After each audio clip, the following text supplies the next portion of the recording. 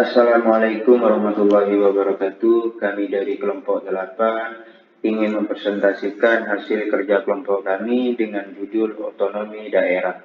Mata kuliah Pendidikan Kewarganegaraan, dosen pengampu Siska Pratiwi, Magister Pendidikan.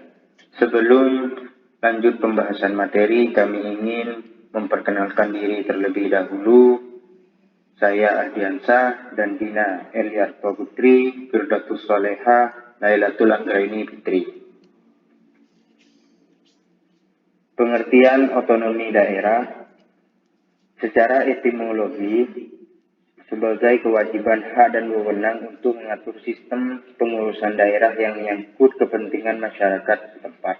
Dan secara harfiah, kewenangan mengatur sendiri untuk membuat dan menerapkan aturan dalam mengurus rumah tangga daerah sendiri. Pembangunan daerah berdasarkan pemasukan daerah otonomi.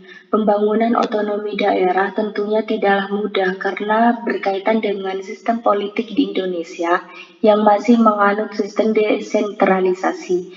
Desentralisasi adalah kebijakan dan kewenangan yang diberikan kepada pemerintah daerah oleh pemerintah pusat untuk mengurus pemerintahannya sendiri.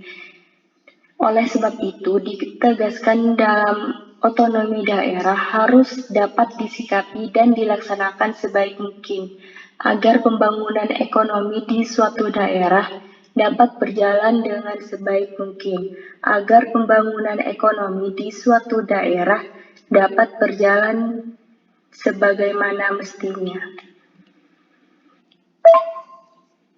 Perbedaan konsep dan paradigma otonomi daerah. Adanya perbedaan cara pandang tentang konsep dan paradigma otonomi daerah, kuatnya paradigma birokrasi, lemahnya kontrol wali rakyat dan masyarakat, dan kesalahan strategi. Untuk konsep otonomi daerah, ada yang memandang sebagai prinsip kehormatan terhadap kehidupan masyarakat. Untuk perbedaan paradigma, otonomi daerah dibedakan menjadi paradigma politik dan paradigma organisasi. Menurut paradigma politik, otonomi birokrasi publik tidak mungkin ada dan tidak akan berkembang karena adanya kepentingan politik dari rezim yang berkuasa. Menurut paradigma organisasi, harus ada otonomi agar suatu birokrasi dapat tumbuh dan berkembang sehingga dapat memberikan yang terbaik bagi masyarakatnya. Kunci mewujudkan otonomi daerah. Good governance adalah perbaikan kinerja dan perbaikan kualitas. Good governance dipromosikan oleh organisasi yaitu JIKA OCGTC pada tahun 1991. Kemudian oleh PBB dan lembaga di bawah PBB UNDP.